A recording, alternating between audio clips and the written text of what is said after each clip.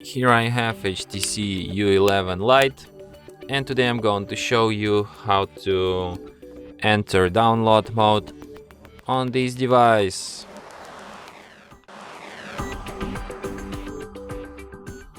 So first let's turn device off by holding down power key, and after it turns off completely, hold down combination of keys power key plus volume up at the same time for a couple of seconds.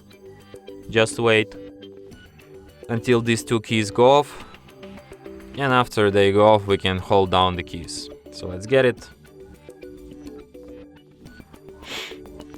In the following menu, using volume keys to navigate and power key to select an option reboot to download, and after that device will be rebooted in download mode. So here in the download, just like in the previous one, you can use volume keys to navigate and power key to select.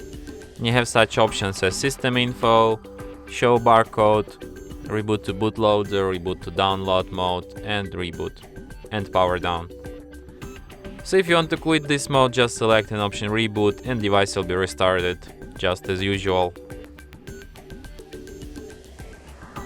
And that's it. Thanks for watching.